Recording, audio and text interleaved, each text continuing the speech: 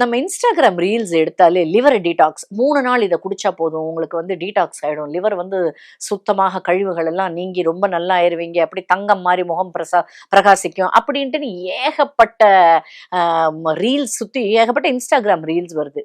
Liver டீடாக்ஸ்ன்றது ஏதோ ஒரு நாள்லயோ 2 நாள்லயோ நடக்கிற விஷயமே கிடையாதுங்க. லிவர் டீடாக்ஸ்ன்றது ஒரு முறையான ஒரு உணவு, உணவு கட்டுப்பாடு, ஒரு முறையான ஒரு எக்ஸசைஸ், இதோட ஒரு கொழுப்பை கரைக்கும் விதமாக நீங்க சாப்பிட்டீங்கன்னா, அது 4 வாரங்கள்லேருந்து 3 மாதம் வரைக்கும் ஆகலாம். இந்த first or second grade fatty liver இருந்துச்சுன்னா அதை மாத்துறதுக்கு. அதனால ஏதோ ஏதோ ஒரு ஐட்டம், ஒரு ஜூஸ் எடுத்து இந்த ஜூஸ் 3 நாள் சாப்பிடுங்க, இல்ல இந்த ஜூஸ் வந்து 1 வாரம் சாப்பிடுங்க அப்படின்னா, அது மாதிரி ஒரு விஷயங்களால அவ்வளோ சீக்கிரமா வந்து நீங்க ஃபேட்டி லிவரை ரிவர்ஸ் பண்ண முடியாது. இந்த ரிவர்ஸ் பண்றதுன்றது ஒரு லாங் ப்ராசஸ். அது ஒரு பொறுமையான ப்ராசஸ் கூட. அதை நீங்க பண்ணணும்னா அதற்கான வழிமுறைகளை கட்டாயம் ஃபாலோ பண்ணணும்.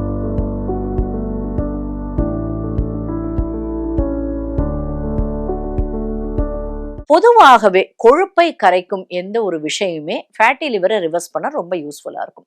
அதை நம்ம உணவுலேருந்தே ஆரம்பிக்கலாம். ஸோ கொழுப்பை கரைக்கிற உணவு அப்படின்னு சொல்லும்போது நம்ம யூஸ்வலா என்னென்ன உணவெல்லாம் பரிந்துரைப்போம்? நம்ம சொல்றது என்னன்னா, அரிசியை குறைங்க, 3 வேளையும் அரிசி சாப்பிடாதீங்க, மதியானம் நீங்க சாதம் சாப்பிட்றதா இருந்தா காலையில இட்லி தோசையோ இல்லை நைட் இட்லி தோசையோ அது மாதிரி அரிசியில பண்ணப்பட்ட உணவு சாப்பிடாதீங்க. ஒருவேளை அரிசியில பண்ணப்பட்ட உணவை சாப்பிட்டீங்கன்னா மற்ற 2 வேளை வந்து நீங்க பாசிப்பருப்புல பண்ணதோ, இல்ல கொள்ளு பயிறுல பண்ணதோ, இல்லாட்டி சிக் பீஸ் அப்படின்னு சொல்றது, இல்ல பிஜியன் பீஸ் அப்படின்னு சொல்ற பருப்பு, இல்ல மசூர் தால், இல்ல பார்லி, எல்லாத்த விட ரொம்ப அருமையானது. இதை உபயோகித்து நீங்க மார்னிங் பிரேக்ஃபாஸ்டோ இல்ல நைட் டின்னரோ நீங்க சாப்பிடலாம். இதோட ரொம்ப முக்கியமானது, நீங்க நார்மலா இவ்வளோ காய்கறிகள் சாப்பிட்றீங்கன்னா இதுக்கு டபுள் த அளவு நீங்க காய்கறிகள் கட்டாயம் சேர்த்துக்கணும். அந்த காய்கறிகள் வந்து வேக வச்சுட்டு லைட்டா தாளிச்சு சாப்பிடலாம். ஏன்னா நான் காய்கறிகள் சாப்பிட்றேன் அப்படின்ட்டு இந்த உருளைக்கிழங்கு சேப்பங்கிழங்கெல்லாம் கூட காய்கறியில சேர்த்துக்கிட்டு அதுல நல்லா எண்ணெயை போட்டு வறுத்து சாப்பிட்டீங்கன்னா அது ஃபேட்டி லிவருக்கு எந்தவித யூஸும் இருக்க போறது இல்லை. ஸோ நிறைய கீரை வகைகள், அதாவது கசப்புத்தன்மை நிறைந்த கீரை வகைகள் அதை சேர்த்துக்கிட்டா லிவருக்கான டீடாக்ஸ் வந்து ஒரு லிவரை வந்து ஒரு நல்ல எஃபிஷியண்டா ஃபங்க்ஷன் பண்ண வைக்க முடியும். முக்கியமா வந்து வெந்தயக்கீரை வாரத்துக்கு 2 தடவை இல்லை 3 தடவை வெந்தயக்கீரை சேர்த்துக்கலாம். 15 நாளைக்கு ஒரு தடவை அகத்திக்கீரை, மற்ற எல்லா கீரைகளையுமே நீங்க வந்து ரெகுலரா சேர்த்துக்கலாம். இந்த கீரைகள் வந்து தனியாக நீங்க சமைச்ச கீரையோட ஒரு மசியலா சாப்பிட்றதோ, இல்லை ஒரு சட்னி மாதிரி ஒரு தொகையல் மாதிரி அரைச்சு சாப்பிட்றதோ, இல்லை பருப்போட சேர்த்து கூட்டு மாதிரி சேர்த்து சாப்பிட்றதோ, ஏதோ ஒரு வகையில இந்த கீரை வகைகளை சேர்த்து சாப்பிட்டுட்டு வந்தா அதுல இருக்கிற ஃபைபர்ன்றது உங்களுக்கு இந்த கொழுப்பை கரைக்க உதவும். கொள்ளுப்பயிறு ரொம்பவே யூஸ்ஃபுல்லா இருக்கும். அது வந்து கொள்ளு ரசம் வச்சு சாப்பிடலாம், இல்லை கொள்ளுப்பயிறு வேக வச்சு சாப்பிடலாம். ஆனா நிறைய பேருக்கு இந்த பித்தஸ்தானம், லிவர்ன்றது பித்தஸ்தானம் இல்லையா, இது அஃபெக்ட் ஆகி இருக்கிறதால நீங்க அதிகப்படியான சூடு இருக்கிற உணவு சாப்பிட்டா நிறைய பேருக்கு அதிக சூடாயிடலாம். ஸோ ஒருவேளை கொள்ளுப்பயிறு சாப்பிட்டு அவ்வளோ சூடான பிரச்சனை எதுவும் வரல, மலச்சிக்கல் எதுவும் வரல அப்படின்னா நீங்க 3 நாளைக்கு ஒரு தடவை கொள்ளுப்பயிறு சேர்த்துக்கலாம்.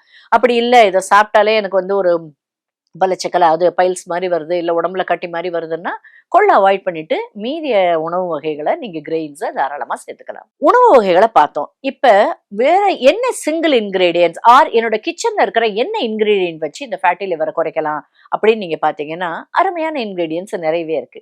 இதுல முக்கியமா வந்து எல்லாருமே சொல்றது என்னன்னா வந்து இஞ்சியோ கருஞ்சீரகம், இது ரெண்டுமே வந்து ஃபேட்டை குறைக்கிறதுக்கு ரொம்ப யூஸ்ஃபுல்லா இருக்கும் அப்படின்ட்டு ஆராய்ச்சிகள்ல நிறைய பேர் வந்து சொல்லியிருக்காங்க. ஸோ ஓரளவுக்கு லிவர் என்சைம்ஸ் வந்து சரி பண்றதுக்கும் இன்ஃப்ளமேஷன் குறைக்கிறதுக்கும் இந்த இஞ்சி அண்ட் கருஞ்சீரகம் பொதுவாகவே உபயோகமா இருக்கு. இது இஞ்சி கருஞ்சீரகம் ரெண்டுமே கொஞ்சம் சூடு பண்ணக்கூடியது. அதனால கஃப பிரகிருதிகள் இதை ஜெனரலா யூஸ் பண்ணலாம். கஃப பிரகிருதின்றவங்க கொஞ்சம் குண்டா இருக்கிறவங்க, வெயிட் அவ்வளவு சீக்கிரமா குறைய முடியாதவங்க எல்லாம் இதை எப்படி யூஸ் பண்றது? ரொம்ப ரொம்ப சிம்பிள். நீங்க வந்து ஒரு 50 கிராம் கருஞ்சீரகம் பொடி எடுத்துக்கிட்டீங்கன்னா 50 கிராம் இஞ்சி பொடி எடுத்துங்க, அந்த சுக்கு பொடி எடுத்துங்க. இதை வந்து ஈக்குவல் அமௌண்ட் ஒரு நாளைக்கு 5 கிராமாவது சாப்பிடணும். அப்பதான் இதனால யூஸ் இருக்கும். 5 கிராமையும் ஒன்னா சாப்பிட முடியாது. என்ன சாப்பிட்டா நிறைய பேருக்கு அது வயிற்று கலக்கி ஒரு மாதிரி பேதி ஆகலாம். அதனால 2.5 கிராம் வீதம் ஒரு நாளைக்கு 2 வேளை சாப்பிடலாம். அதை வந்து மோர்ல கலக்கிட்டு ஒரு அரை மணி நேரம் ஊற வச்சுட்டு சாப்பிடலாம். இதை வந்து நீங்க ஒரு மாசம் பண்ணிட்டு வந்தீங்கன்னா உங்களுக்கு கொஞ்சம் கொஞ்சமா இந்த லிவர் மேல இருக்கிற ஃபேட் வந்து கரைய ஆரம்பிக்கும். இது இல்லாம சினமன் அப்படின்னு சொல்லக்கூடிய லவங்கப்பட்டை. லவங்கப்பட்டையும் கொழுப்பை கரைப்பதற்கு ரொம்ப யூஸ்ஃபுல்லா இருக்கு. ஸோ இதை எப்படி சேர்த்துக்கலாம்? இந்த லவங்கப்பட்டையை நீங்க வந்து தனியாவே சேர்த்துக்கலாம். ஆர் இதை வந்து நீங்க கருஞ்சீரகத்தோடயோ, ஆர் இந்த லவங்கப்பட்டையும் சுக்கு பொடியும் சேர்த்து சாப்பிடலாம். எகைன் இது எல்லாமே ஈக்குவல் பார்ட்டா தான். இது வெறுமனே ஒரு சிட்டிகை சாப்பிட்டாலோ, நைட்டு பால்ல 2 சிட்டிகை போட்டு சாப்பிடுறதால எந்தவித பயனும் இருக்க போறதில்ல. இதை நீங்க வந்து இந்த லவங்கப்பட்டை உடம்புல ஒர்க் பண்ணணும்னா அட்லீஸ்ட் ஒரு நாளைக்கு 5 கிராம் சாப்பிடணும் அப்படிங்கிறது நேஷனல் இன்ஸ்டிடியூட் ஆஃப் ஹெல்த்ல பண்ணப்பட்ட ஆராய்ச்சிகள். அதனால 5 கிராம்ன்றது டிவைடட் டோசேஜா ஒரு நாளைக்கு வந்து காலையில 2.5 கிராம், சாயந்தரம் 2.5 கிராம் அது மாதிரி சேர்த்து சாப்பிட்டுட்டு வரலாம். பூண்டு பால் கூட சேர்த்து சாப்பிட்டுட்டு வரலாம். ஆனா பூண்டு பால் ஜென்ரலி நாங்க ஒரேடியா சாப்பிடுறது சொல்றது கிடையாது. ஒரு 14 நாள் சாப்பிட்டு ஒரு வாரம் உங்க நடுவுல பிரேக் விட்டு மறுபடியும் ஒரு 14 நாள் நீங்க சாப்பிடலாம். ஃபேட்டி லிவரால வேற என்னென்ன வரும் அப்படின்னா, இப்ப நான் சொன்னப்பட்ட வெறும் நோய் அறிகுறி மாத்திரமே இல்லைங்க. ஃபேட்டி லிவரால உங்கள் உடம்புல சர்க்கரையை கிரகிக்க முடியாத ஒரு இன்சுலின் ரெசிஸ்டன்ஸ் மாதிரி வரலாம். இன்சுலின் ரெசிஸ்டன்ஸ் தான் முதல் படி. உங்களுக்கு ஒரு கருப்பை சினைப்பையில நீர் கட்டி வரதோ, இல்லாட்டி உங்களுக்கு ஒரு சர்க்கரை வியாதி வர்றதுக்கான முதல் ஒரு இது அப்படின்னா இந்த இன்சுலின் ரெசிஸ்டன்ஸ் வருது. ஜென்ரலி நீங்க பாத்தீங்கன்னா உடம்பு ரொம்ப பருமன் அதிகமா இருக்கவங்களுக்கு, ஒபேசிட்டி அதிகமா இருக்கிற உங்களுக்கு இந்த ஃபேட்டி லிவர்ன்றது ரொம்ப காமனா இருக்கும். ஸோ ஃபேட்டி லிவர் குறைக்கணும்னா அவங்களோட வெயிட்ல ஒரு 10% அட்லீஸ்ட் ஒரு 6 மாசத்துக்குள்ள அவங்க குறைக்கிற மாதிரி பிளான் பண்ணிக்கணும். அப்படி ரிவர்ஸ் பண்ணாதான் அவங்களுக்கு ஒரு வருஷத்துக்குள்ள இந்த ஃபேட்டி லிவரை கம்ப்ளீட்டா ரிவர்ஸ் பண்ண முடியும்.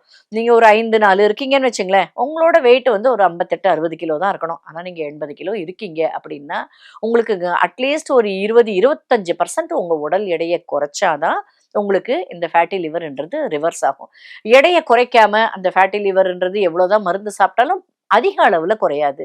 அண்ட் அவ்வளோ அதிக எடை இருக்கிறதால ஃபேட்டி லிவர் இருக்கிறதால நீங்க வந்து பிரச்சனைகளை வந்து வெத்தலை பாக்கு வச்சு வரவழைச்சிக்கிற மாதிரி சீக்கிரப்படியான ஒரு இன்ஃப்ளமேட்டரி விஷயம் வரதோ, இல்லை உங்க உடம்புக்கு ஒரு இம்யூனிட்டி குறையிறது, இல்லாட்டி அதிகமாக ஒரு ஸ்கின்ல பிரச்சனை வருதுன்றது ரொம்ப காமனா இருக்கும். ஜென்ரலி நீங்க பாத்தீங்கன்னா இந்த ஜென்ஸுக்கெல்லாம் வந்து முகம் கருமையா இருக்கிறது, நெத்தியில கருப்பா இருக்கிறது, அதே மாதிரி கையில வந்து ஒரு பக்கம் அப்படியே கருப்பாயிக்கிட்டே போறது அப்படின்றது ஒரு முக்கியமான சிம்டம். என்னோட பிராக்டிஸ்ல நான் அடிக்கடி பார்த்திருக்கேன் ஃபேட்டி லிவர் அவங்களுக்கு. ஸோ அது வந்து வெளிப்புறமா ஒரு கிரீம் போட்டு இந்த கிரீம் போட்டா சரியாயிடும் அப்படின்னு நினைச்சு பண்ணுவாங்க. வெளிப்புற கிரீமை போட்டு எல்லாம் அப்ளை பண்றதை விட உள்ளுக்குள்ள நீங்க என்ன மாதிரி உணவை சாப்பிட்றீங்க, இல்ல மருந்து சாப்பிட்றீங்க, ஆர் எந்த அளவுக்கு நீங்க எக்ஸசைஸ் பண்றீங்கன்றத பொறுத்து அந்த ஸ்கின் வந்து கிளியர் ஆகும்.